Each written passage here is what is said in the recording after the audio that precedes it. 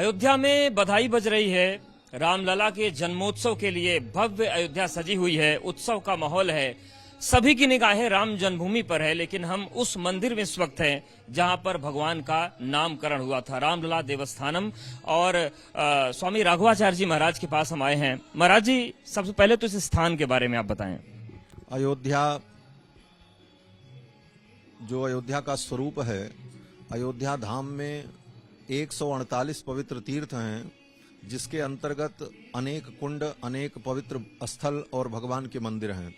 उन्हीं क्रम में अयोध्या का एक स्थान यह भी है जहां पर चारों भाइयों का नामकरण संस्कार गुरुदेव वशिष्ठ ने किया था।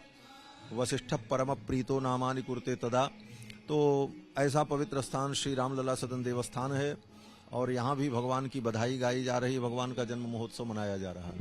महाराज जी, इस बार बड़ी महत्वपूर्ण रामनवमी है क्योंकि 5 सदी के बाद भव्य मंदिर बना है। तो आप लोग किस तरीके से देख रहे हो? क्योंकि तमाम रामनवमी आपने बिना मंदिर के मनाई होगी। ऐसा कुछ नहीं, अयोध्या में हजारों मंदिर पहले से ही विद्यमान थे। भगवान राम दिव्य रूप से अयोध्या में सदा विद्यमान हैं। ये जरूर है कि मंदिर का भव्य नव्य निर्माण हुआ, लेकिन ये अगर हम कहें तो ये अपराध होगा कि कभी रामनवमी ऐसी नहीं हुई या रामनवमी का उत्सव का आनंद नहीं हुआ। यह कहना भगवान श्री राम के प्रति, अयोध्या के प्रति और भगवान और राम और अयोध्या की दिव्यता के प्रति एक अपराध बन जाएगा हमारे वैष्णव सिद्धांत के अनुसार। तो भगवान तो सदा अयोध्या में निवास करते हैं और सदा रहे हैं, और अनेक मंदिरों में भगवान की बरसों से पूजा होती है और परंपरा से चली आई है। परंतु राम जन्मभूमि पर भगवान का जो मंदिर नहीं था, वहां दिव्य मंदिर का निर्माण हुआ और वहां भी भगवान विराजमान हो गए, इसलिए वह दिव्यता थोड़ी और बढ़ गई है और उस दिव्यता में 4 चांद लग गए। महाराज जी, सूर्य अभिषेक बड़ा चर्चाओं में है, तो इसका आध्यात्मिक तथ्य क्या है? आध्यात्मिक रूप से क्या महत्व है इसका? आध्यात्मिक रूप से देखिए, अपनी अपनी दृष्टि है सबकी। सूर्य के प्रकाश की बात जो है कि वो इस तरह से वहां पर मंदिर में कुछ स्ट्रक्चर बनाया गया है वैज्ञानिक ढंग से, जिससे रामनवमी के दिन सूर्य भगवान का प्रकाश प्रातः काल भगवान की मूर्ति पर विग्रह पर पड़े। इस एंगल से मूर्ति की स्थापना और सारी व्यवस्थाएं, वो एक स्थापत्य कला का अनूठा नमूना है। और बाकी भगवान सूर्य की किरणें तो संपूर्ण अयोध्या पर पड़ रही हैं और भगवान का ये सूर्य वंश ही है अयोध्या का। अयोध्या में जितने राजा हुए सभी सूर्य वंश के हुए, तो इसकी दिव्य महिमा है।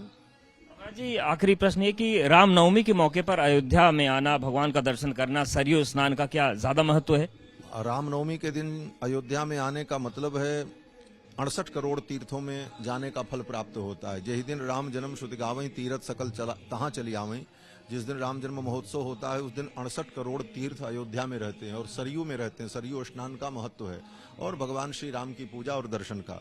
परंतु एक बात मैं जरूर कहूंगा कि प्रशासन की जो व्यवस्था है, उस व्यवस्था के तहत इतनी पाबंदियां लगाई गई कि मुझे लग रहा है कि रामनवमी में जितनी भीड़ होनी चाहिए उतनी भीड़ नहीं हो पा रही। लोग आ नहीं पा रहे हैं, श्रद्धालु लोग, उनको आने में असुविधा का अनुभव हो रहा है।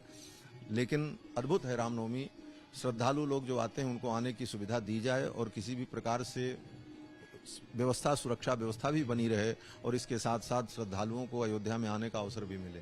धन्यवाद महाराज हमसे बात करने के लिए। तो अयोध्या में आनंद बरस रहा है और आध्यात्मिक रूप से इस दिन का बड़ा महत्व है और शायद यही वजह है कि लोग बड़ी संख्या में आ रहे हैं और भगवान के पूजन में शामिल हो रहे हैं। अजय चाको के साथ अवधेश, एबीपी न्यूज, अयोध्या।